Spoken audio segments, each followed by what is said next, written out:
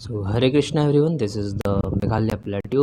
सो आज हम मेघालय प्लेट्यू के बारे में देख रहे हैं और ये मेघालय प्लेट्यू है और ये मेघालय प्लेट्यू के बारे में इंफॉर्मेशन दिया हुआ है और इस इंफॉर्मेशन में लिखा हुआ है जो हम अभी एक्सप्लेन करते हैं। तो the peninsular plateau extend further east. अभी हम छोटा नागपुर प्लेट्यू के बारे में देख रहे थे और ये बोल रहे थे कि नॉर्थ ईस्ट में है, ये पेनिनसुलर प्लेट्यू है। अब पेनिनसुलर प्लेट्यू थोड़ा और ईस्ट में जाता है, कहाँ जाता है तो मेघालय तक जाता है। So the peninsular plateau extend further east beyond the Rajmahal hill. अब राजमहल हिल कहाँ है तो छोटा नागपुर प्लेट्यू के नॉर्थ ईस्ट वाला पार्ट राजमहल हिल है और राजमहल हिल के ईस्ट में और भी जाता है टू फ्रॉम मेघालय और द शिलोंग प्लेट्यू। तो मेघालय प्लेट्यू और शिलोंग प्लेट्यू दोनों की है ना, तो शिलोंग प्लेट्यू तक जाता है। ये पेनिनसुलर का एक्सटेंशन है और ये मेघालय प्लेट्यू का इंट्रोडक्शन। नाउ अब देखते हैं कि अब क्या है। बात कुछ ऐसा है कि ये गारो और राजमहल गैप है। अब राजमहल क्या है तो राजमहल यहाँ पे माउंटेन है, गारो क्या है तो गारो यहाँ पे हिल है और इन दोनों के बीच में एक गैप है, फॉल्ट समझ में आता है, हाँ तो फॉल्ट है। तो ये गारो और राजमहल गैप है, ये सेपरेट करता है, क्या करता है, अलग करता है this plateau from the main block. इस प्लेट्यू को अलग करता है मेन ब्लॉक से। अब मेन ब्लॉक कौन सा है तो मेन ब्लॉक ये पेनिनसुला वाला ब्लॉक है, ठीक है, ये पेनिनसुला वाला ब्लॉक है। इससे कहाँ पे मैं बता रहा हूँ, दिख रहा हो ना, ये पेनिनसुला वाला ब्लॉक है। पेनिनसुला समझ में आता है भारत का, है ना, ये पेनिनसुला वाला ब्लॉक है और इससे राजमहल हिल को गारो से सेपरेट करता है। इसका नाम है, नाम क्या है, अरे बताओ ना, गारो राजमहल गैप नाम है। गारो और राजमहल क्या है, गैप नाम है, इसको सेपरेट करता है मेन ब्लॉक से, ठीक है। अब इसको इरेज करते हैं, इरेज करने के बाद देखते हैं कि आगे क्या है। तो this gap was found by down faulting. देख लो यहाँ पे फोल्डिंग नहीं हुआ, यहाँ पे फॉल्टिंग हुआ। फॉल्ट समझ में आता है, नॉर्मल फॉल्ट बना है। अब नॉर्मल फॉल्ट कैसे बनता है तो a block of earth slide downward. ये क्या आपने बता दिया, ये block of earth slide downward क्या होता है। अच्छा ये भी बताता हूँ, देखो ये एक माउंटेन है, ऐसे ऐसे ऐसे, ठीक है, नहीं ये एक पार्ट है किसी भी चीज़ का, ठीक है, और ये दूसरा पार्ट है इसका, ठीक है ना, ऐसे ऐसे, और ये है ऐसे। अरे क्या बना दिया मैं, ठीक है, और यहाँ पे भी एक पार्ट है तो ये थोड़ा सा डाउन बन गया है, ऐसे हो गया है। ये देखो ये अप है, ये अप है, ये डाउन है, क्या हो गया, स्लाइड डाउनवर्ड। ये ब्लॉक है, थोड़ा सा ब्लॉक है, छोटा सा ब्लॉक है, और ये ब्लॉक ऑफ अर्थ क्या हो गया, स्लाइड डाउनवर्ड। तो इसको बोलते हैं नॉर्मल फॉल्ट। ये क्या है, ये है नॉर्मल फॉल्ट। तो कोई बोले नॉर्मल फॉल्ट कैसा होता है तो ऐसा होता है, बता पाओगे कि दो ब्लॉक की साइड में कोई दब गया है तो नॉर्मल फॉल्ट है। तो this gap was found by down faulting, और ये डाउन फॉल्टिंग हुआ। कभी कभी क्या होता है कि अप फॉल्टिंग भी हो सकता है, ऊपर हो सकता है, ये यहाँ पे बन गया, ये दोनों नीचे रह गया और ये ऊंचा हो गया, है ना, तो ये अप फॉल्टिंग होता है, लेकिन ये डाउन फॉल्टिंग है। तो Meghalaya plateau is the example of up folding और डाउन फोल्डिंग। तो डाउन फोल्डिंग इट वॉज, ये गैप की बात कर रहा है कि गैप डाउन फोल्डिंग से बना है, ना कि ये प्लेट्यू में, प्लेट्यू तो अप ही होगा ना, ऊंचाई है। This was later filled by the sediment deposits bye the Ganga and Brahmaputra.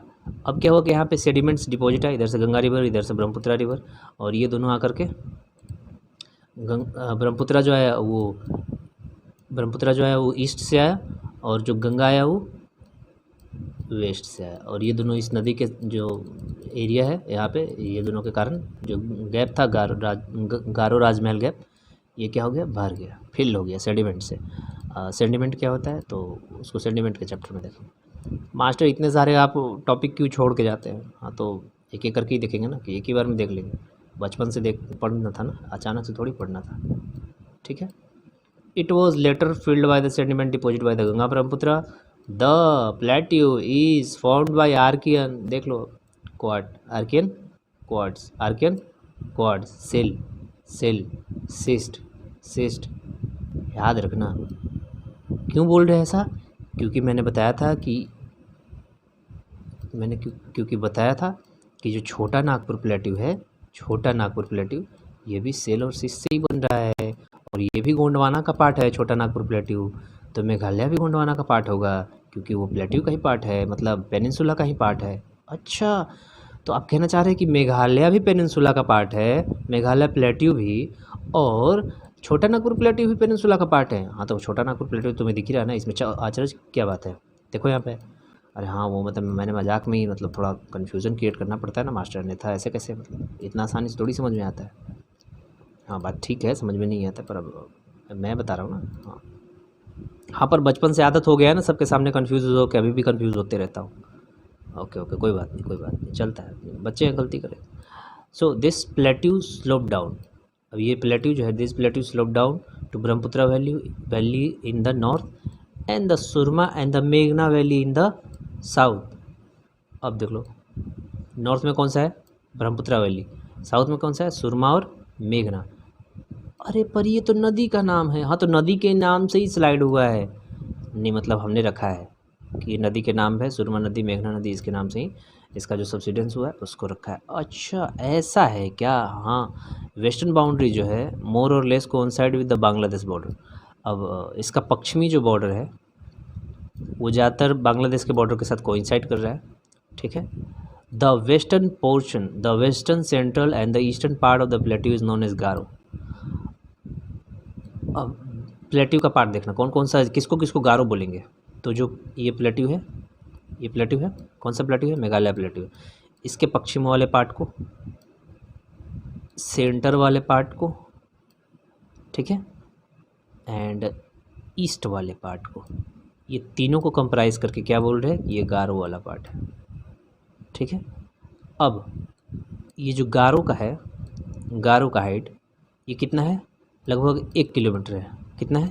1 kilometre है, ठीक है।